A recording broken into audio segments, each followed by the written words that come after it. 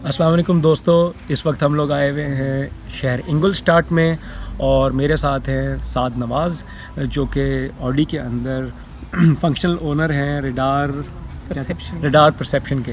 तो इनसे पूछेंगे कि ये क्या किस नौयत में काम कर रहे हैं, क्योंकि ऑडी तो बहुत बड़ी कंपनी है। तो आपके रिसर्च का या काम की फील्ड क्या है उसमें?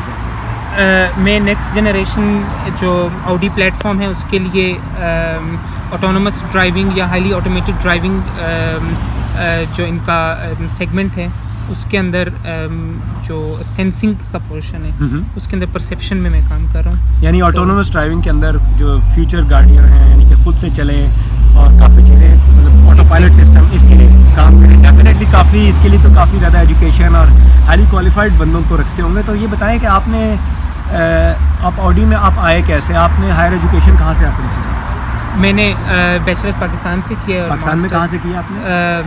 कॉमसेट इस्लामाबाद से, और मास्टर्स मैंने टेक्निकल यूनिवर्सिटी म्यूनिख। किस फील्ड में मास्टर्स था? मेरा कम्युनिकेशन इलेक्ट्रॉनिक्स में मास्टर्स था।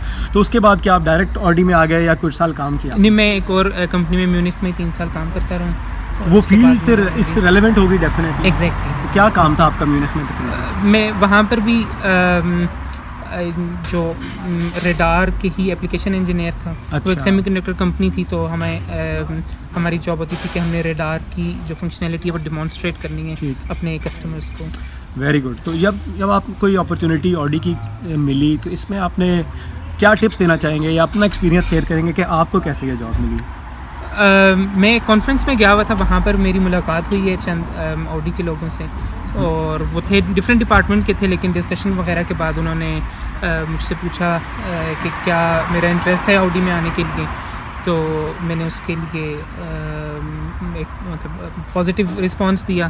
तो उसके बाद उन्होंने मुझे कहा कि मैं सीवी वगैरह भेजूं। अच्छा, यानी एक ऑप्शन तो जिस तरह हम कहते हैं ना, अच्छी सी सीवी बना के भेजें, लेकिन इससे ये पता लगा कि ये भी बड़ी इंपॉर्टेंट चीज़ है कि जो जॉब फेयर्स या अच्छी कॉन्फ्रेंसेस होती हैं आप उसमें जाएं, डिफरेंट कंपनियों के वहाँ बूथ लगे होते हैं, आप उनके लेवल पे बात करेंगे, उन्हें लगे कि ये पढ़ा लिखा बंदा है, कल के ना को वैकेंसी हो तो वो आपको डायरेक्ट कांटेक्ट कर ले। यानी इन्होंने जॉब अप्लाई नहीं की बल्कि उन्होंने इनको कांटेक्ट किया।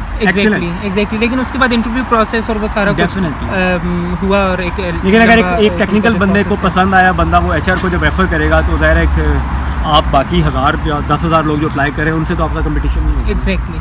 तो जनरली अगर आप सीवी ड्रॉप करते हैं तो वो मोस्टली उनके ऑटोमेटेड सिस्टम्स होते हैं जो कि उनको शॉर्टलिस्ट करते हैं सीवीज़ को।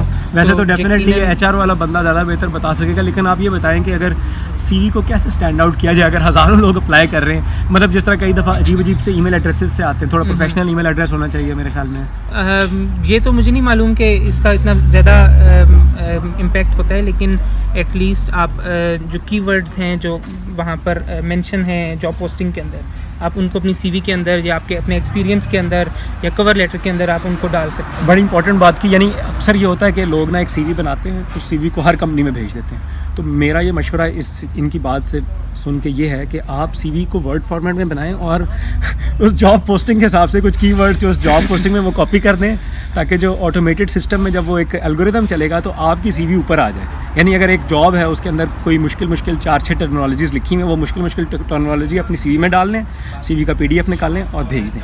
और सिमिलरली हर अपनी सीवी को अपडेट करें, और कवर लेटर भी लोग जनरल कवर लेटर भेज देते हैं हर कंपनी में, उसको ऑप्टिमाइज़ करें उस जॉब के हवाले से। इतना ज़्यादा एफर्ट नहीं है ये, लेकिन इंपॉर्टेंट है।